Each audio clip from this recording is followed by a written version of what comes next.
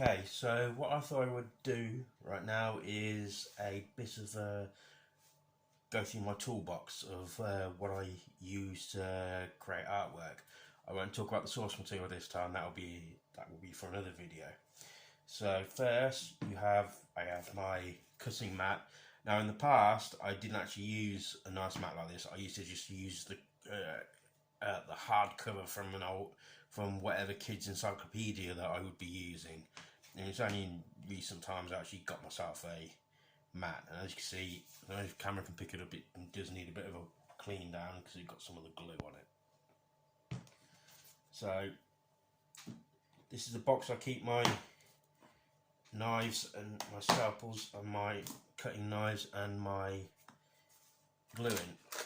So this plastic box here is where I used to keep all my basically knives, blades and glue in, but about 11 years ago I became a father, so I decided to put something better in to look at to keep it away from the blades away from little hands.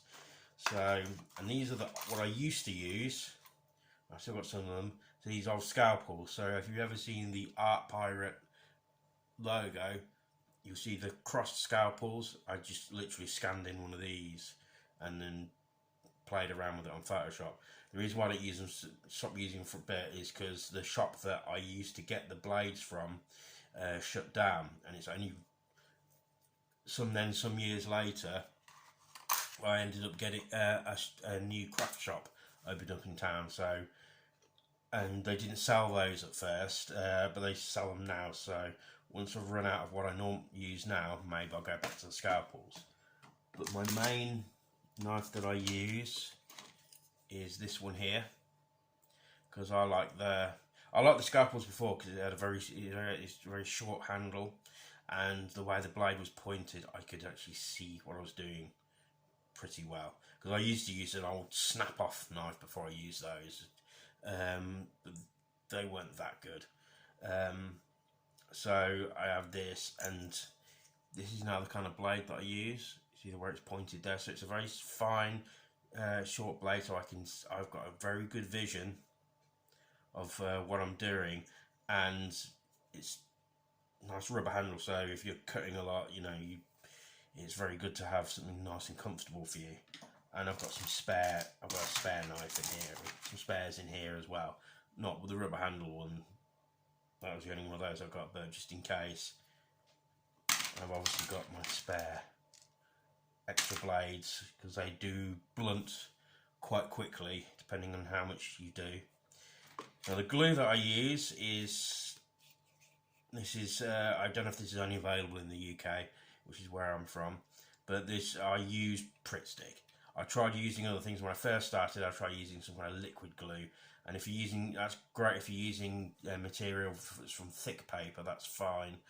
But if you maybe doing a collage based from a newspaper material, or very old or very cheap thin paper, it becomes transparent quickly, and it also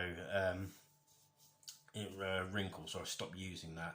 Another thing I stopped doing is sometimes I would where I cut things and you get bits of paper sticking at the back where things were slotted in. I used to hold those down with sellotape, but again, cheap thin paper, the sellotape after time would start to seep, the adhesive would start to, and the shape of the sellotape would seep through the image, and so I don't do that. I stopped doing that pretty quickly as well for that reason.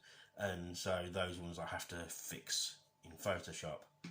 And of course I've got my nice pencils for sometimes if I want to make the edge of what I've cut more defined, I will go around the edge of what I've cut gently with a pencil. And also they're quite handy for writing. I generally write the title of and the date, the year I did the piece on the back of the artwork. And if I usually have a nice pen around, but I haven't got it in here right now. But I usually use a fine pen to sign it with. And so that's basically what I use. I don't use anything that fancy because I generally don't need to when I'm doing analog collage. So I've never gone into the whole thing of using. I've gluing them onto canvas boards. But I gathered that much. I did it once, and then the way I stuck something down with that was I use acrylic paint. Never use oils, because again that will bleed through. That will bleed through the image with lightning speed. But acrylic paints, they generally stick it down, because glue won't. Glue that Pritt stick will not stick it down. And I've never tried the whole thing of using any kind of plastic coating on any of that either. So that is basically what I use. It's very standard, and it served me well since 1996. I generally don't use scissors, because I can't seem to get like the fine cuts that I need with them, because some of the things I cut out are very small.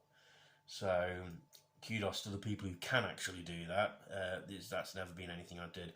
I tend to like cut away at images, same way a sculptor would chisel away at rock. And so anyway, so if any of you out there are collage artists I'd certainly be very interested in hearing what tools you use. Okay, thank you.